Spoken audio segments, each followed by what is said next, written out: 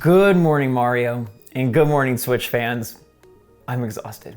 I've been driving for 3 days straight, and I am totally pooped. But I had to prepare an episode because Nintendo news don't stop, and I miss all of y'all.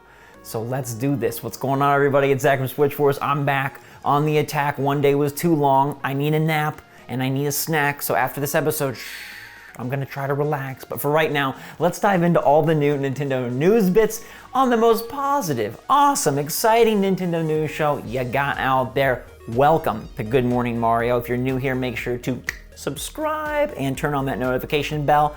Let's discuss what's new in the world of Nintendo. They got some new games coming, popped up on the ESRB. We want to talk about them. They provided new details on the N64 expansion pack. We're gonna talk about it. Metroid Dread has some sales updates we're gonna discuss, and there's a debate raging about piracy and emulation, plus some news bits and bobs from Capcom, free games, and more. So let's do it. Smash that like button if you enjoy the show, and let me know in the comments down below what you think of today's topics. All right, a little bit of a weird setup, but you probably can't tell because I am green screen maestro. I'm like Morpheus of the Mario background. Anyhow, Capcom confirmed that there won't be crossplay between Monster Hunter Rise on PC and Switch.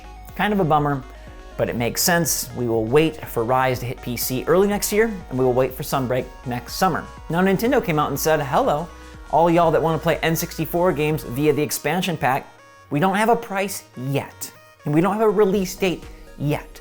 But for those of you across the pond in Europe, don't worry, you can play your games at 60 hertz. There was some concern that these titles would only be playable 50 hertz, which is apparently 17% slower. It's running with a slower refresh rate, and it looked like the footage in the European version of the Direct was running slower, but Nintendo said, hey, you can play them either way, 60 hertz, and some games will have the option to go back to 50 hertz if that's what you're used to. It deals with PAL TVs. People in Europe know what I'm talking about. If not, don't worry. Your N64 games will look as you expect, and now the clock ticks. Animal Crossing Direct is Friday. Mario Party Superstars is at the end of the month, so Nintendo's window to reveal when this is all coming out, what it's gonna cost, and what extra might be in there, it's shrinking. So we are gonna hopefully see soon. Let me know if you're excited. If you're over there in Europe, shout out to my across the pond players and fans. I hope you guys are all having a fantastic day. You know what makes my day more fantastic?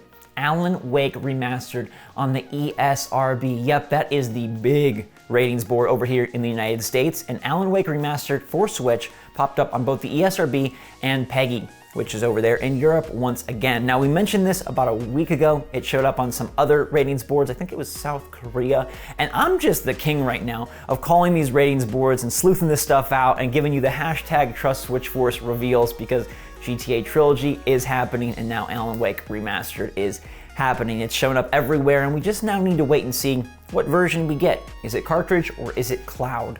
It'll probably be the latter based on Remedy's last title, Control, that appeared on the Switch via cloud, and the current focus on big cloud gaming. Kingdom Hearts is coming via cloud, Guardians of the Galaxy is out soon via cloud, and Alan Wake will be amazing on Switch OLED, however it occurs. It's a fantastic game. It looks really great in its remastered version on the other consoles. Released on October 5th, so not really sure when this one will debut, but it is coming, rest assured. Maybe a partner showcases in the future. We know there's usually a December Indie World presentation that I fully expect, but could Nintendo have some other fun announcements? Or maybe it'll just be a Twitter reveal. Nonetheless, let me know in the comments down below if you're excited to play Alan Wake on the go on Switch. And I think that shining flashlight and all those spooks and sprites are gonna look real nice on that flashy screen that I still can't get over. It's like love at first sight, and once you go OLED, you definitely can't go back. I'm sure you can tell I'm tired because this is like the most quiet episode of GMM ever. This is like fireside chat. Good morning, Mario. This is like tea time and storybook by the fireplace at 7:39 p.m. over there on the West Coast where the sun sets earlier and Grandpa's noodling his mustache, and we're just like, man, it's almost nap time, almost quiet time. But before we get there, Metroid Dread has done well so far. I mean, the game is phenomenal. You gotta play it. Everyone that's complaining about the map or the ME, dude, it's so good. And I think those elements help make the game even stronger. But alas, it had the strongest Metroid launch in the UK ever. It beat out Metroid Prime 3 Corruption. It went triple jam on that front. It sold 3 times more than Mercury Steam and Nintendo's last Metroid title, Samus Returns, over on the 3DS. It triple jammed that up, so it seems to be doing very well. Now that only includes physical sales, and I feel like Dread is a game that is really download heavy. Like, players want to have that on their system, and we'll have to wait to see United States numbers and global numbers, but it's shaping up well. Now the only caveat there is that Metroid Dread was the 5th largest Switch launch of the year in the UK, and it did come behind Skyward Sword, which has the Zelda name, but it's old, and it did come behind new Pokemon Snap, which has the Pokemon name, but isn't mainline. So right now I feel like Metroid is doing well, but it's hard without the download numbers. I mean, Nintendo doesn't really like to give those, so we're gonna have kind of skewed results until we see the big picture. I'm hopeful that Dread can be the coming out party for this franchise, and I still feel like it will. I still think it's gonna sell millions of units. What first-party Switch game doesn't? It definitely won't be Animal Crossing or Mario Kart 8 Deluxe, but I see success in the stars of Samus and all of her spooky Chozo friends. Now, how many of you have tried Nintendo's free game trials? This is their attempt to do like a Game of the Month program. It's not all the way there, but it's sort of the way there, and they've been doing a lot more of these lately, trying to elevate their online offerings before the expansion pack. They've had stuff like Minecraft Dungeons and Daemon X Machina, and now they announced a new one coming tomorrow, which is Jackbox Party Pack 6. Now, I love Jackbox Party Pack, but I agree with some others that this is a strange pick, especially since Jackbox Party Pack 8 is dropping this week. So like, it's not even last year's version, it's 2 years ago's version, and it's not even like you get it, it's just a trial. Well, over in Japan, they're getting the World Ends With You Final Remix, which is also an older game, but hey, I'd probably rather have that than a 2-year-old Jackbox Party Pack when the new one is coming out. That Japanese free trial starts on October 18th. As I mentioned, Jackbox Party Pack 6 starts on the 13th. I wish Nintendo would just give us a game. I think every single month they should just drop a solid title. It doesn't have to be, you know, Link's Awakening or Pokemon Snap, but give us like an indie game and let us keep it.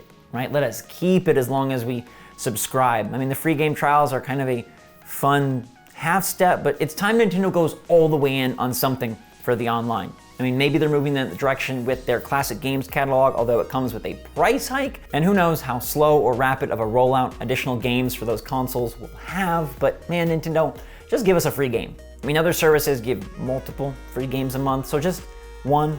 Like Jackbox Party Pack 6, you should check it out, it's fun.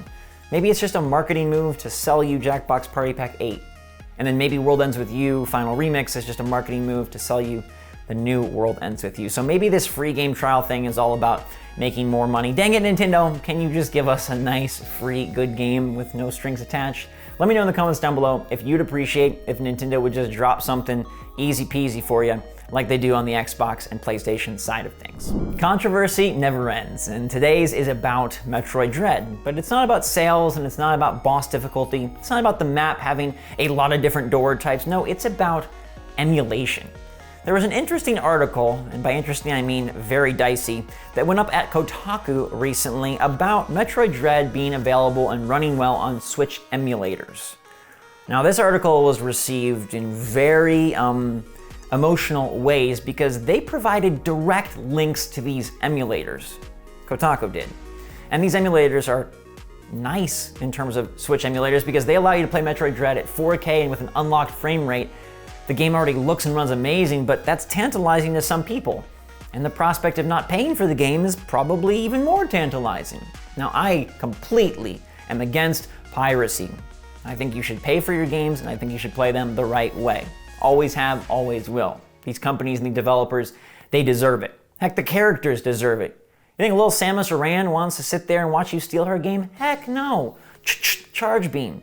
Anyways, why did Kotaku post this article? Some thought that this was promoting piracy and a very, very bad move to directly link to a way to play a new game that we really want to sell well on Switch. And now you're just giving people easy access to get it and hoping that their morality or their love for Nintendo supersedes the ease and freeness of what you just linked to. Others said that, hey, Kotaku actually is drawing attention to these emulators, and now the Nintendo ninjas can go.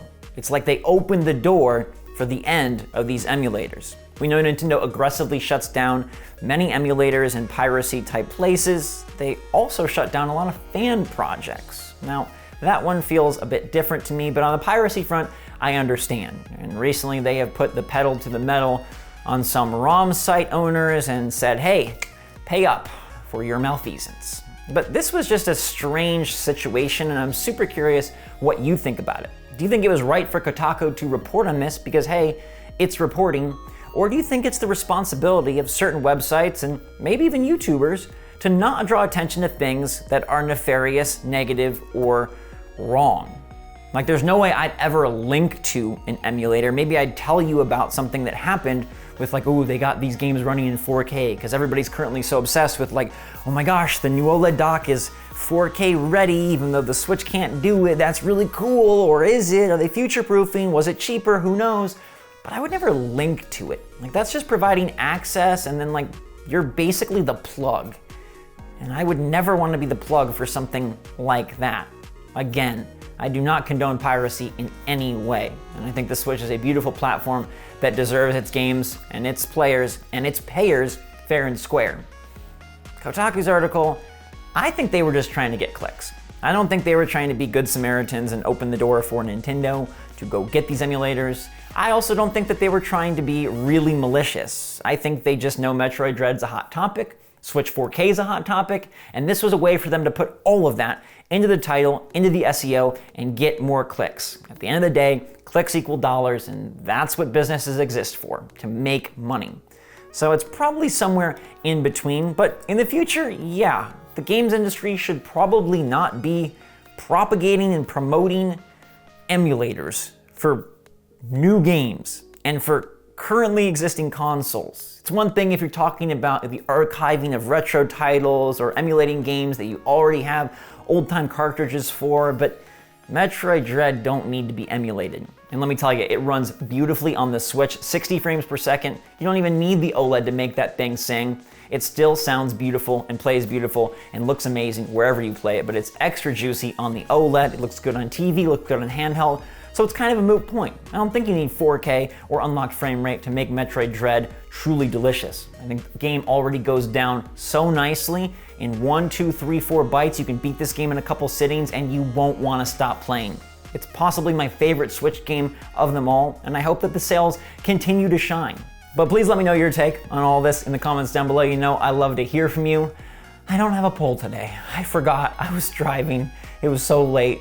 Time zones are messing with me, and I am just kind of a sleepy mess. But I'll be back on track soon. Until that time, everybody, thanks so much for watching. I appreciate your support. It feels so good knowing I bring y'all with me wherever I go. Like, I could be here, I could be there, I could move here, I could move there, I could go back, I could go here, I could go forward, I could go there. Upstairs, downstairs, wherever. House, apartment, rental, don't matter. I got you, you got me, and we'll keep making Good Morning Mario and drinking our tea. So until then, thanks so much. Stay safe, stay healthy, stay happy, stay positive out there. Leave a like if you like. And until next time, SwitchForce out.